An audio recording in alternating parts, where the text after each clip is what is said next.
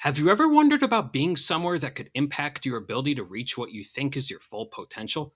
That is just part of what makes Jonathan Kuminga's restricted free agency negotiations with the Golden State Warriors so interesting. While it's been a tough market for all restricted free agents this offseason, what we've seen between the Warriors and Kuminga has a lot of unique wrinkles. I'm going to take a deeper dive into this and look at where both sides can go from here and how it can impact the Warriors this season and going forward. The origins of this story date back to the 2020 season. This was the Warriors' first year after Kevin Durant's departure, who they traded to the Brooklyn Nets in a sign-and-trade for D'Angelo Russell. That season went south quickly, as Stephen Curry broke his hand, and due to the extended absence, the team went just 15-50 that year, though they also traded Russell to the Minnesota Timberwolves for Andrew Wiggins and a 2021 first-round pick that was top 3 protected. While the Warriors had an established championship core of Curry, Klay Thompson, and Draymond Green, they also suddenly had the potential to build a young core through the draft.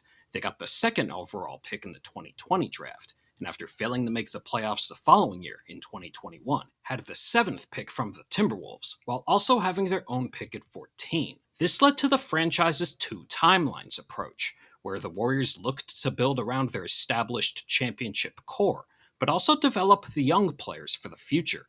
The problem is, this is a very difficult balance. The Warriors did win the championship in 2022, and the emergence of their 2019 first-round pick Jordan Poole was a big boost to help them win their fourth title in a decade, though the other young players didn't have much of a role that postseason.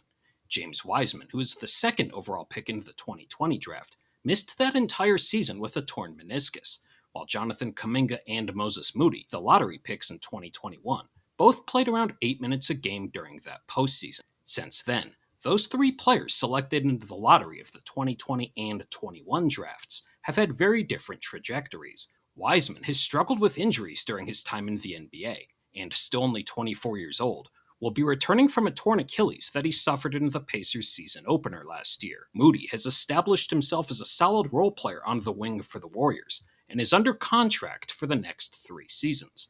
Though having now completed 4 NBA seasons, Kuminga is more of a question mark.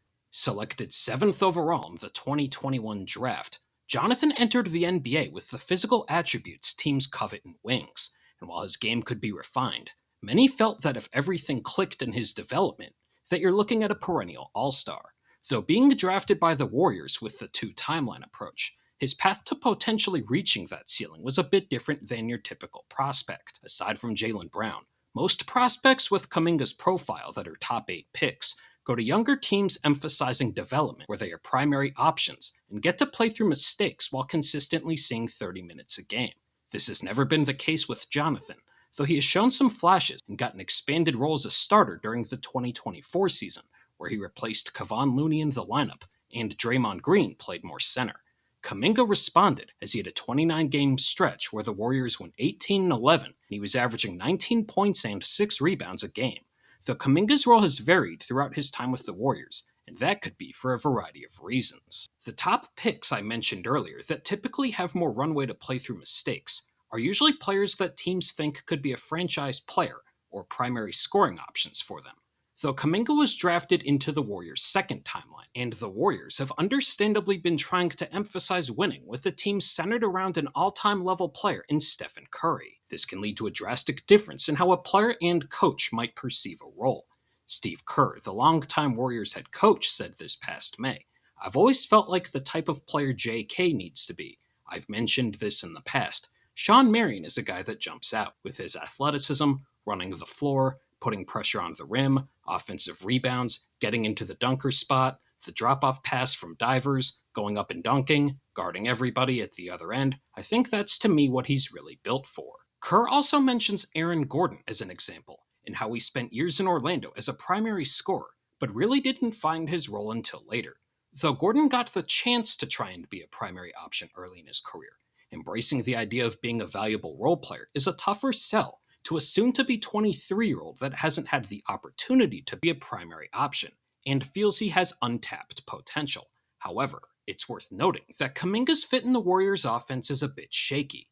The Warriors under Kerr have always been an offense that's been very reliant on ball movement, players moving without the ball, and emphasizing elements such as scoring off cuts much more than the typical NBA team. Kuminga has proven to be a good cutter, and while he and the Warriors can both be dangerous in transition, the team doesn't lean into that much. Though Jonathan's agent also has a different view of what his client can bring compared to Kerr. Aaron Turner, in a recent interview, was asked about Kerr's ideal role for Kuminga and said he thinks those guys are different types of players than his client, as they can do things like attack a closeout, but that Jonathan is an advantage creator. Turner also mentioned that his client can back his opponents down, get to anywhere he wants on the floor, including attacking the rim whenever he wants. While that can be very valuable to have, those skills don't necessarily fit what the Warriors do, as they won't be running an offense centered around Kuminga operating out of pick and roll or isolation. While he flashed some of those skills this past postseason against the Timberwolves when Curry was injured, Kuminga having a larger on-ball role, or being utilized in the role Kerr envisions for him, could be difficult with everyone healthy. The Warriors acquired a 5-time All-NBA player in Jimmy Butler last year around the trade deadline, and while he's dangerous off the ball, he's also very good at getting downhill to create for himself and others, while excelling at drawing fouls. Though Butler isn't a three-point shooter, which is an area where Jonathan has struggled so far in his career. Given that the starting lineup already has Butler and Draymond Green, even with the best shooter we've ever seen, that lineup would have trouble spacing the floor if Jonathan was also starting. So with everyone healthy, he's likely capped playing 20 to 25 minutes a game. The other fascinating aspect of all this is, given the talks teams have about tax aprons and everything that comes with it, is that Kuminga's contract negotiations have held up the Warriors' entire offseason. The team hasn't signed anyone in free agency, and the pace of this deal is a huge reason why. Though the Warriors are expected to add the legs of Al Horford and De'Anthony Melton once this has been figured out. But what are the possibilities for how this ends? According to various sources, the Warriors have made 3 different offers to Kuminga. This includes a 3-year deal for $75 million, with year 3 being a team option, a 2-year deal for $45 million, with year 2 being a team option, and then a 3-year deal for $54 million without any options. The team option would give the Warriors, or any team, the choice to bring a player back at a predetermined cost, and things like a player's recent performance and market value can factor into that. Though Kuminga's camp wants a player option, which is essentially the same as the team option, though the player has control, and he can either test the market if they've outperformed their contract, or can have the financial security. The perspective of both sides makes sense. The Warriors want to retain Kuminga, and given that he's still young, the deal could look very affordable if he shows improvement, and with the team option, you'd get the extra year. Having the option would also make him more attractive to a team that would potentially trade for him.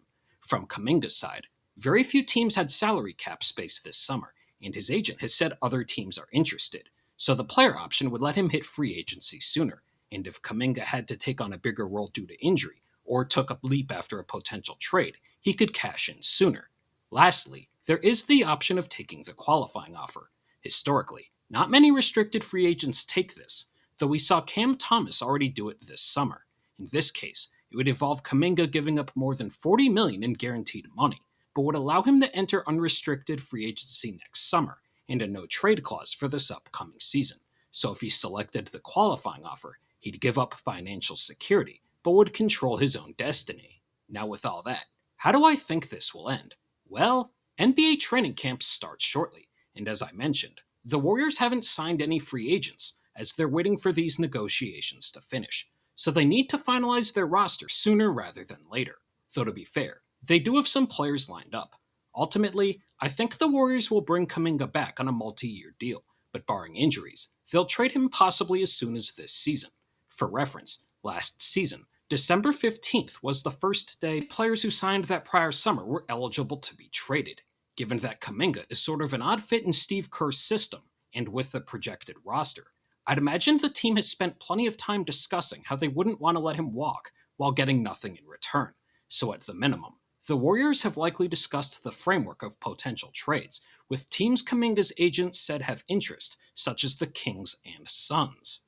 There aren't many instances where one negotiation can hold up a team's offseason, but we're seeing it here, and given how this started with the idea of the 2 timelines where the Warriors develop for the future while also trying to maximize having Steph and Curry, it's been fascinating to see this unfold over the years.